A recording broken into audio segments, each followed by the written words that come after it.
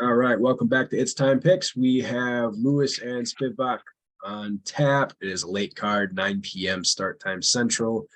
Um, Joey, this is going to be an interesting card. We got four title fights from Road to UFC. How are you feeling about it?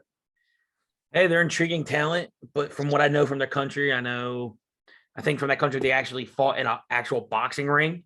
So some of them are still getting used to the overall jitters of the octagon. But I think it's gonna be actually some good action fights. Right. Well, let's kick right into it. First one is actually relatively easy. We got Tatsura Taira versus Jesus Aguilar. I just see that is right. Yeah, Jesus Aguilar. Um, man, Aguilar is he's not a horrible fighter, but he's grapple or bust. And so I guarantee he tries to throw a couple of guillotines in this fight, but I don't think Tyra is going to be able to get stuck in it.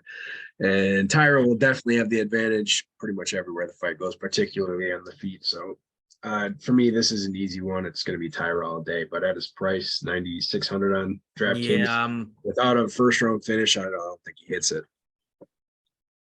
of course, the pick's gonna be Tyra. I think the reason why they set this fight up, I think this is gonna be another fight to continue to build this prospect up. He's a good fighter. As you said, Agora, he's from the contender series. He has a good guillotine, but one thing I actually noticed, I actually went back to look into, is he has the shortest reach in the division at like Yeah, what 60. 62. Yeah, So pretty much has the T-Rex arms. Yeah, But his tire's got 8 inches on him. yeah, he has the, so he's pretty much gonna have to try to bounce in and out with overhands to at least try to hand. But I know he throws hard. But this is a Tyra all the way.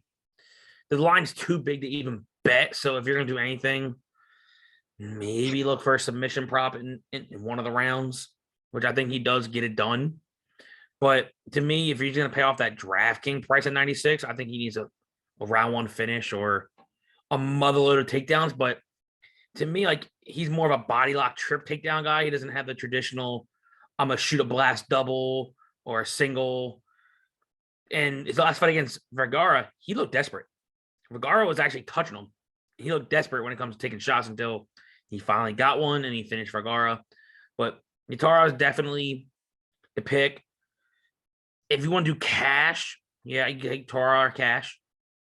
If big field GPP, I'm actually gonna stay away from it.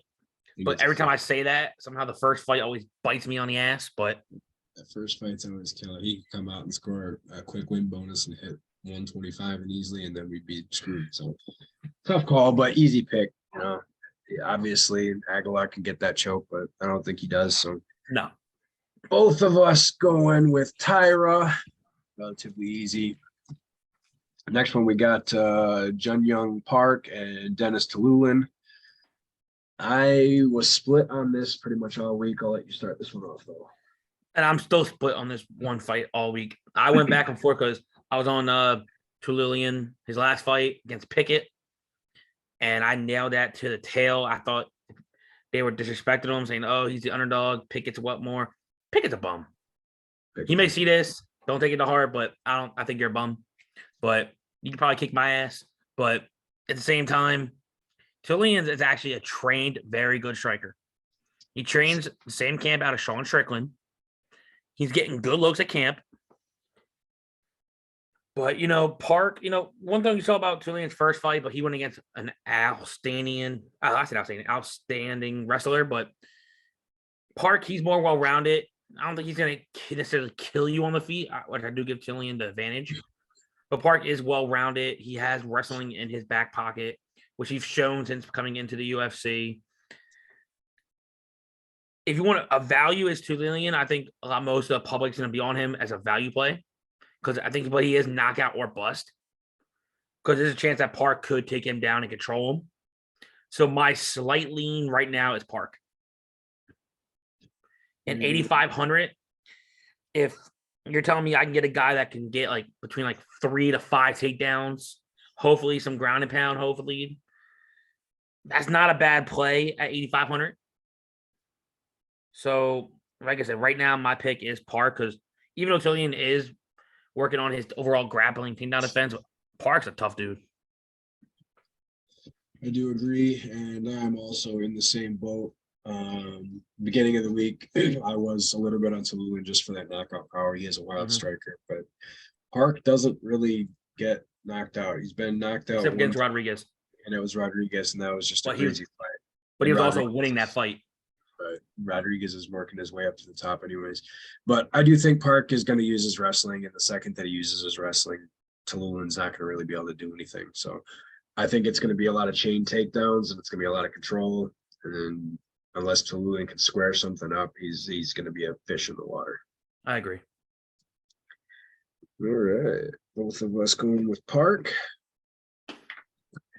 All right, so we have next Ji Young Kim and Mandy Bame. Is it Bame or Bum? I don't remember how she says it. I think it's Mandy Bone. Well, either way, she's Mandy Bum now because she hasn't lived up to any of her potential. I don't trust her at all. If she were to come out and fight the way she got into the UFC, I'd be like, all right, yeah, you got a chance. But she hasn't. She has looked like complete shit. And Ji Young Kim is probably going to lay 130 strikes on her, if not more. I don't see this going to the ground much at all. And Kim's probably the better wrestler. Yeah, I'm Kim all the way. I think she just lights her up.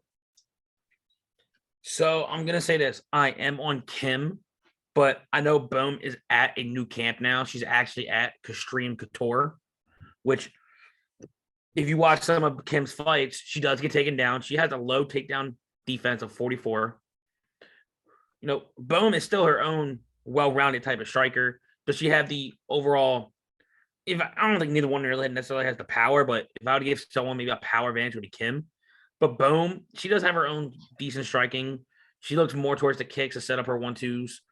But like I said, if you want to talk about a deep GPP vibe, the only thing I'm getting is, like I said, I picked Kim. I'm not touching Kim at 9K. You are out of your mind unless she gets like a lot of volume in a late finish and then she breaks a slate. But the only thing I would say about this, there's a chance where this fight could be a lot of strikes for 3 rounds. And the possible tying lineup could have a loss if Boom has a lot of volume at 7.2. That's the only thing I can even possibly think of. If you think it's a close fight, Boom does a lot of volume, there's a slim chance, even with an L, she could be one of the more high scored losses. And then you can still pay up for some of the bigger favorites on the card. Yeah, well, that would also require her to actually throw because she doesn't do it. Yeah, that's true. Kim is crushing her in the face the whole time. I mean, you look at Kim's, not her last loss to Edwards, but the one before with Cachoeira and McCann. Bullshit. She's it was. She scored 68 in a loss and 55 in a loss, 56 in a loss. So, I mean, you turn those into wins, and now she's at 90 and 85. Not at 9K, it doesn't really pay off, but a late finish with that amount of strikes could definitely. I don't think she's gonna finish her, but so yeah, so far same 3 for 3. Yeah. Now we're getting into the road to UFC fights where I know we're at least different on one, unless you changed it. I don't know. We'll see. All right, first one on tap, we got Sung Choi and Hyun Sung Park. Who you got, man?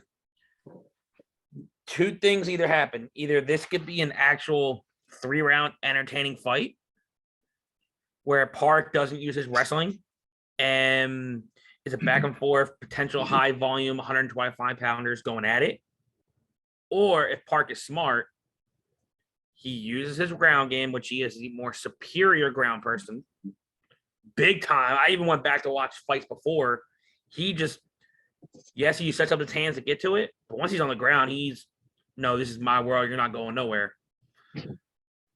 So ideally, I would say I'm hoping, like I said, 2 things happen. Either close decision and Choi could win a striking match, and a decision at 7,800 could be good value, or Park makes easy work.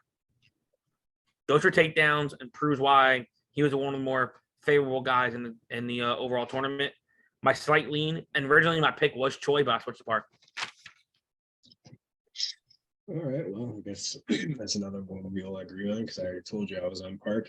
But I did get to watch some of the tape, and while Choi doesn't look horrible. He, for me, he just doesn't put forward enough action, and I think that's going to kill him against Park because Park's going to fly in and just rip his head off. That said, Park could, put himself into a bad spot, but I don't think Choi is a good enough fighter to take advantage of it. So I am definitely on Park. I do think he gets an early finish. His price 8,400. 8,400. I went back and forth on it. First and second round, finish for Park would pay off that price plus. Or unless he gets amount of takedowns and control and does decision for 3, and even at 8,400, he could still score over 105, maybe close to 110, depending on takedowns, transitions, and. Yeah, so Park is one of my favorite plays in the card. I do think he's going to be better everywhere this fight goes. I do think he finishes it, and at 8,400, I think he's solid. One of my favorite plays is about to come up, but hey, let's get it. All right, so 4 for 4. Joey, we can't have different records if we keep picking the same fights. Hey, my pick changed legitimately an hour before the show started. I was just watching some tape. I was like, oh shit. All right. So next we have Toshiomi Kazama and Rinya Nakamura. If your opinion changed on this fight, I'm just gonna end the show now because you're an idiot. Are you high? Nakamura is probably the most UFC fighter out of these 4 fights that we're going to see in Road to UFC. He is a complete fighter. He is built everywhere. He is big for the division. This guy is going to be an absolute problem. As far as it goes for this fight, Kazama, he's not a bad fighter by any means, but he is not on the same skill level as Nakamura. Nakamura is literally going to knock him out.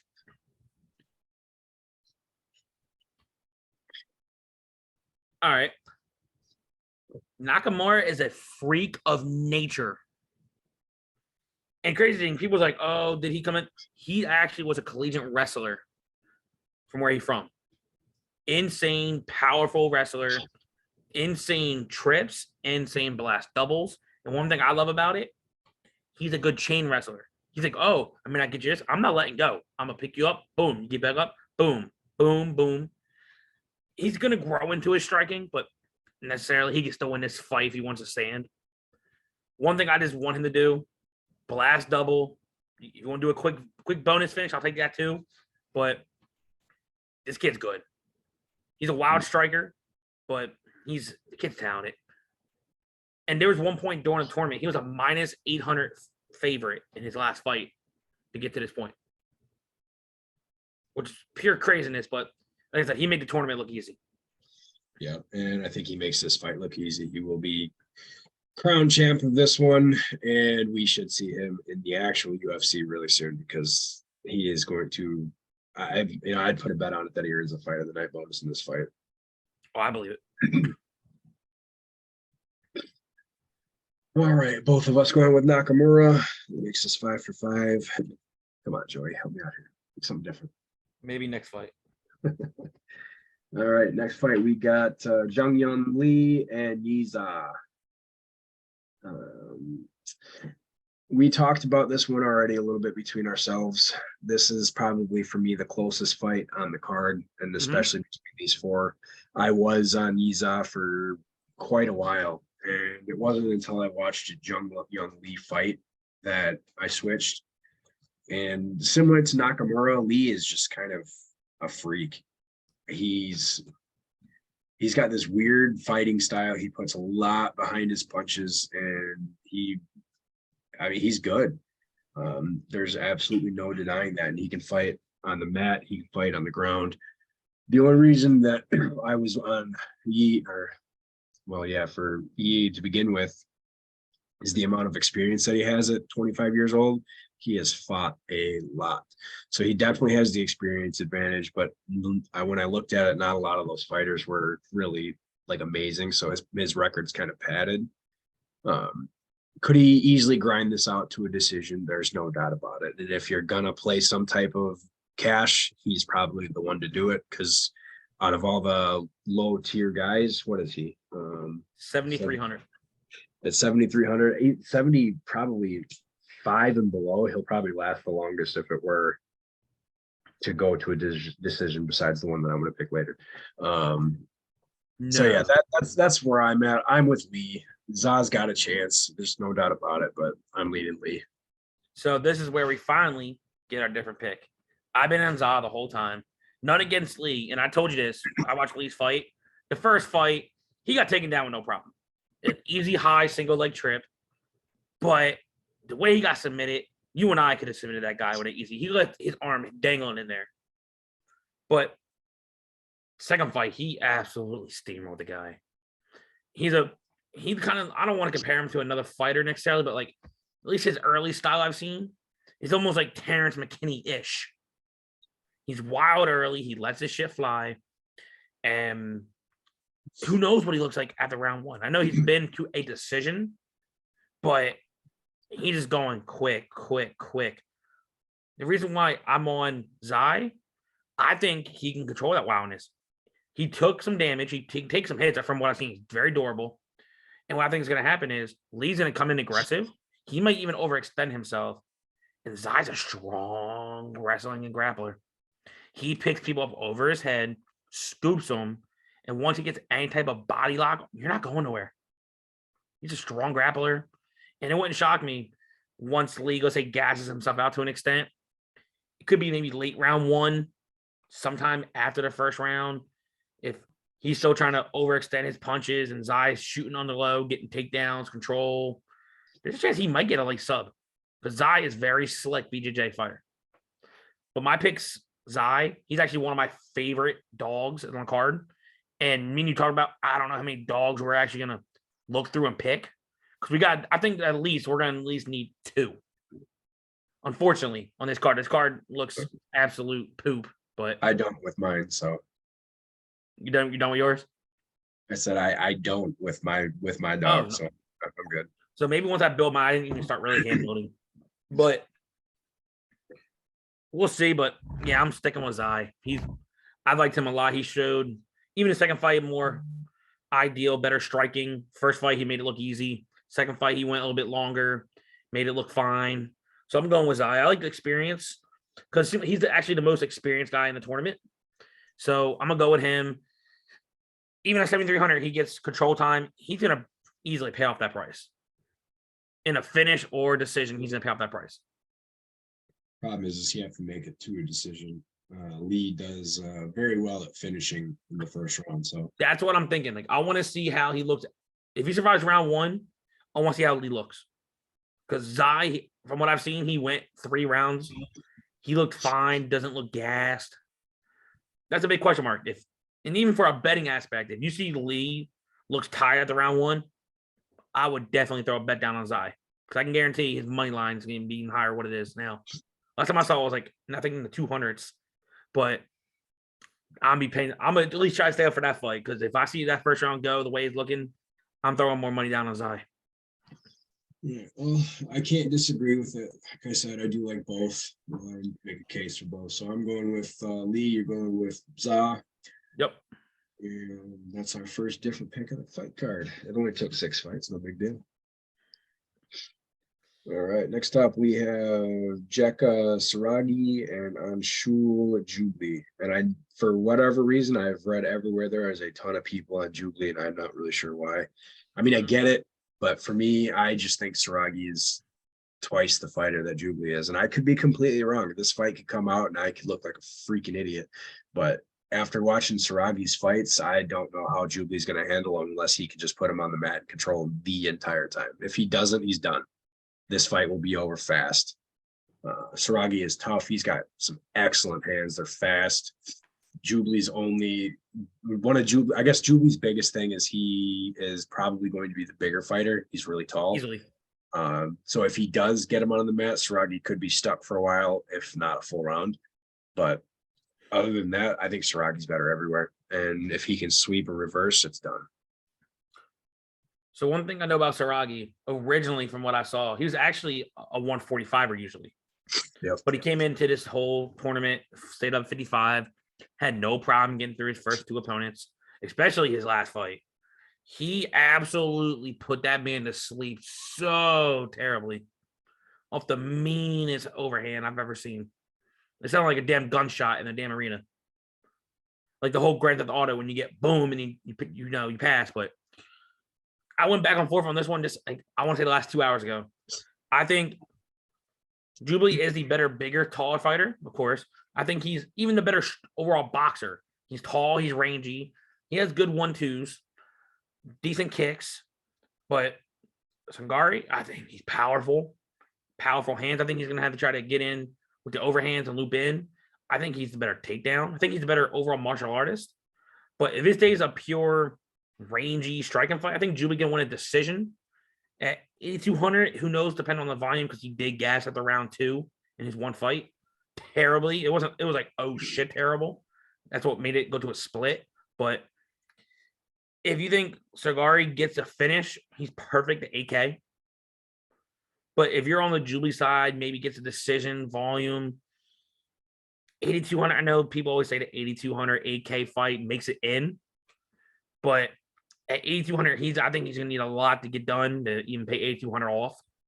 Another thing to think about while he's doing that, depending on who their ref is, if he's just laying on top of him, they're going to pull him up. Depending on which one it is, they could make him get right back up, which will screw him over even more. So for me, Jubilee is just out of the question. I don't even think I want to play him anywhere. So no, I'm not playing Jubilee. I'm on Cigar. All right, both of us going with Saragi. Oh, Saragi, yeah.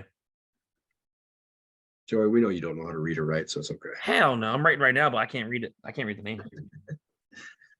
All right. Ooh.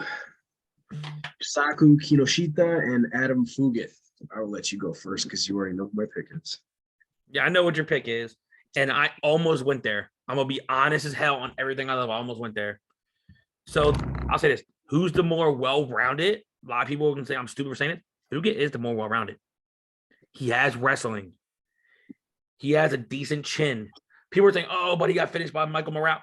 That was short notice. Michael Morales. Like Michael Morales is a stud. Come on now. At his age, he's insane. He's a stud. But he also took down short notice and actually took down Morales and actually did good work early.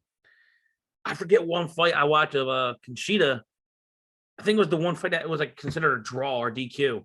He was getting ragdolled that fight. Pick down, put down, pick down, put down. If this is the one I've always had, I had a question mark on this. Like, the only thing I don't like about Fugit, he gets hit. He enjoys, okay, I'm a decent striker, but he gets hit, leaves his hands down. That's the only thing that does scare me. But if he can get a wrestling game going, he may possibly break the slate with a decision because he is a good, top-notch wrestler. And usually for underdogs, I like targeting wrestlers. I have a feeling I'm going to say one guy's name now and then I'm going to regret it. And I'm like, shit. But for now, because I think the UFC is going to try to get this kid a win. I hope I'm wrong because I think Fugit does belong. And then watch, it's going to be his over 2. And then third fight, you're going to give him another rising stud and then they're going to kicking him out. I hope not. But for now, I'm saying my picks, Conchita. But if he doesn't get no finish, he's not. There's no way. I'm not playing him at 9,100. I'm not. Because I think, yeah, he'll have some striking points in the fight. But if he doesn't get a knockout, he's not paying 9,100 off. There's no chance in a prayer of hell he's paying 9,100 off. And this is one of my least non-confident picks. So I just have a feeling what the UFC is going to try to do for the kid, trying to get him a so-called free win. But this ain't no cakewalk. I don't agree with the odds. I'm not comfortable with it.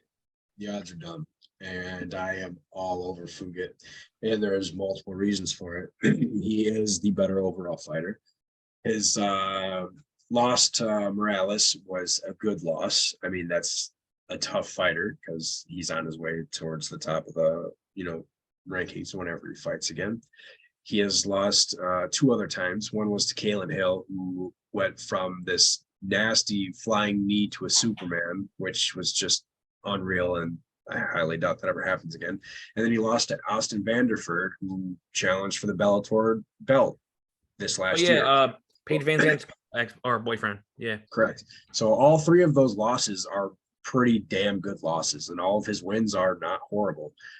He does have some, padded ones on there, but it's neither here nor there. That's He is all a fighters. solid. He's overall, he's solid. He's got an excellent ground game. And if he does get it on the mat, he should win this fight. Um, he does scare me a little bit on the feet because he does like to brawl, but he eats everything. So I'm not really too worried about it. I don't think, Kinoshita has the power that Morales does, so I'm not overly worried about it. I guess the biggest thing that I'd be worried about is the volume in his face if he doesn't want to wrestle. But you look at Kinoshita's last win against Souza. Souza was by far the best fighter that he's faced, and he was winning both. He won the first 2 rounds, but I wouldn't say that he won them by like a mile. It was a close fight. Until he got that knockout in the third. So you look at the rest of the guys that he's fought, he hasn't fought anybody. No. So for me, I'm not going to touch Kinoshita at all. I think he's either. overrated. I think people are going to overlook Fugit a lot, and he's definitely going to be my pick to win because I think he's a better overall fighter. With me saying that, me picking Kinoshita, it wouldn't shock me if somewhere I still put Fugit in a lineup. Oh, let me add this in there too. Fugit has 6-inch reach advantage. Yep. Just saying. So even if it stays on the feet, guess what? He still has the range. So You just got to watch out for the power. That's about it, though. And I don't think because Kinoshita tend to be flat-footed. He just tries to slowly walk in with an overhand and tries to throw a bomb, but also with that bomb also gives the overall opportunity to go ahead. Oh, you're gonna throw a bomb? Cool. I'm changing levels and I'm taking your ass down. Exactly. So that's what I'm counting on. I can't imagine that Fugit's corner is going to be like, yeah, no, just standing there and strike. When they see what Kinoshita comes forward with, and they watch that 1-2 because he likes to throw this little whatever over the top. It's a perfect time to go for a double leg. Shoot, get it done and over with, get it to the mat, win this fight. And that's that. I mean, for me, that's it. So I'm going with the dog, and he's a much bigger dog than he should be. I agree. You're going with Kinoshita. One of my less confident picks. Which is fair. I'll come out to admit that right the hell now.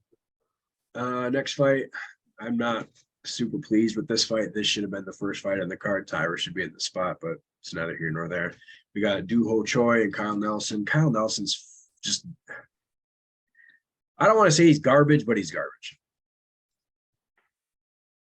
I mean, I don't understand why he's getting this fight. He has not looked good at all in the UFC. His one win was to Polo Reyes. Yeah, who wasn't that good out of the Brazilian Ultimate Fighter range. So Doo Ho Choi, he took a lot of damage in those 3 losses, but I think he kind of got pushed up a little bit too quickly, though. And it's definitely possible, and I could agree with that. But still, he was a really solid overall fighter. He's got fast hands. He's got good power. And if we see 80% of the fighter that came into the UFC from him, because he hasn't fought since 2019. It's been a while. 3-year layoff, mainly due to the military. Yep, and then the amount of damage that he had taken, he should be healed. He should be healthy. He should be. I mean, he's been active, so I mean, I don't think we're going to see much rust. I think he comes in and he makes a statement. Yeah, I think that's what the UFC is going to do. I think they did the same thing, very similar to Korean Zombie. Korean Zombie had his long layoff, and if people are wondering why this card's so late, Korean Zombie was supposed to be the main event. He got hurt, so Vegas decided to keep it at the same time so the Koreans and the Chinese people can still see their prospects. But similar thing to Korean Zombie. He had the military. They gave him a fight. Looked absolutely great his first fight back. I think it's similar to Choi. People are like, oh, but Choi's a little bit chinny. Choi's hittable. Well, Choi loves having a brawl. But look at the fighters that he fought. Cub Swanson, mean puncher. Jeremy Stevens, nowhere near where he is now, but he's still probably one of the most. During that time in 2018, he was huge still. So yes, he was on the rise. But I think another reason why they're giving him Kyle Nelson is, Kyle Nelson hasn't been the most active guy, and he really hasn't been winning either. So they're thinking, okay, we're going to give Choi a overall, I don't want to be disrespectful and say the word tune-up fight, But Choi has the That's better what, experience. that's what it is, though. I mean, that's why It they pretty much is. had Billy Q fight him when Billy Q was coming in, and then that's why they had Jay Herbert come in. They're basically use him as a test dummy. Yeah, pretty much. But I think I'll say this: Choi hasn't got out of round one in a long time. So the only thing I can think about, because Kyle Nelson in the Jai Herbert fight showed patience. Even though he lost, he showed a little bit of patience out of round one. He had success in round two, but Herbert still won the fight by decision. I just think Kyle Nelson's talking about, oh, I'm gonna come out there. I want an early ground and pound type finish. If you're talking about you want to come out there and make a violent fight, this ain't the guy to do it with. Cool, you want to come out there? Oh, I'm gonna go out there. I can take him down. Choi's gonna light you up like a Christmas tree. I think it happens either. At 8,600, I'm all over playing Choi. Yeah, I think it's a solid, really solid play because I don't think Nelson is worth a damn.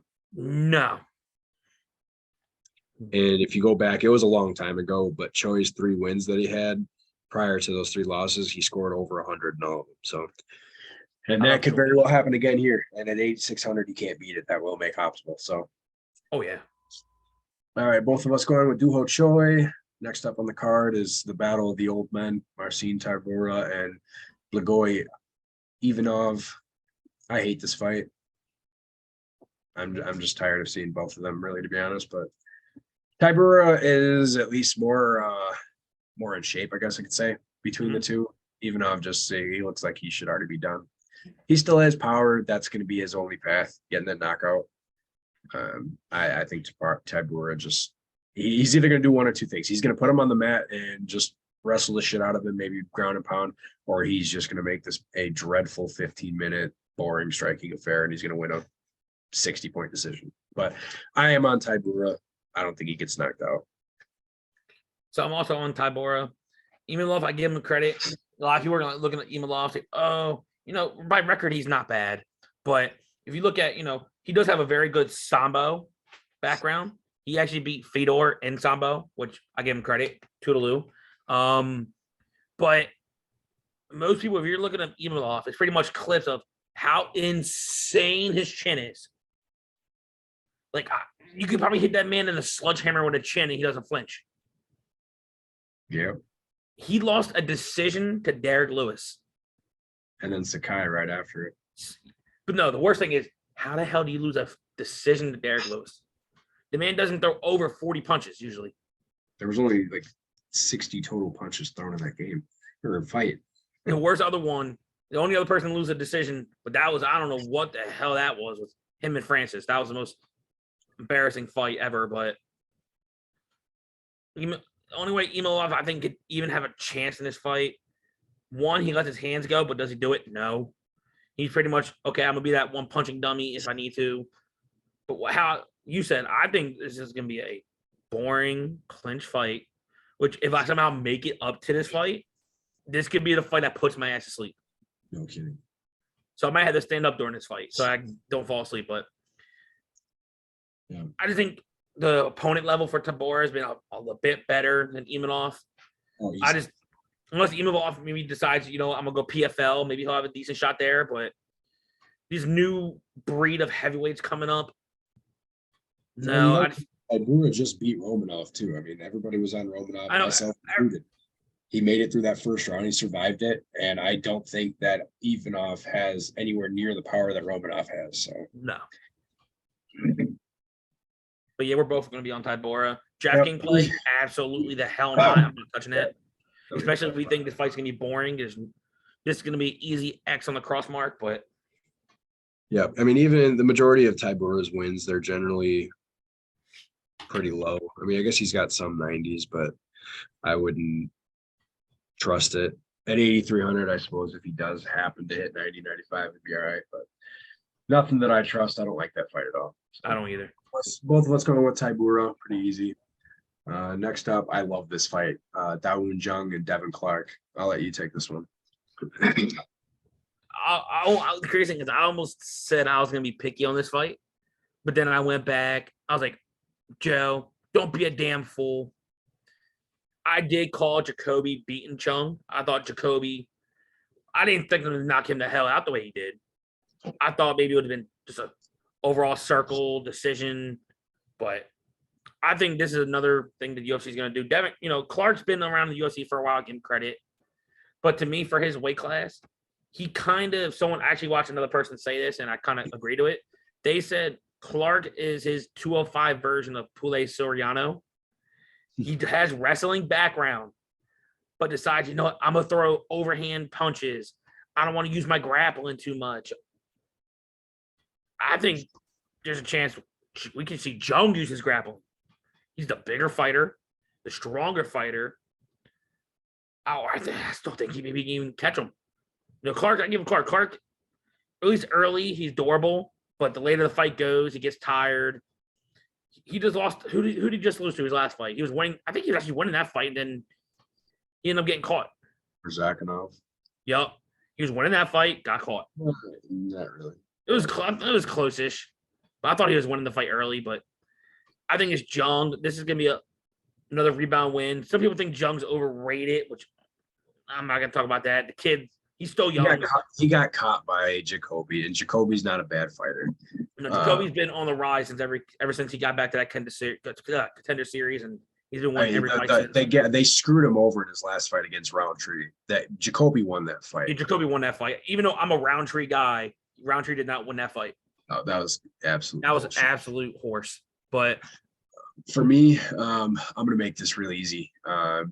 DC Clark's the only way that he wins this fight is by getting him to the mat, keeping him controlled. But Jung has some of the best takedown defense in the UFC, not just the division, in the UFC. His takedown defense is freaking incredible, and then he's got excellent offensive wrestling when he wants to use it.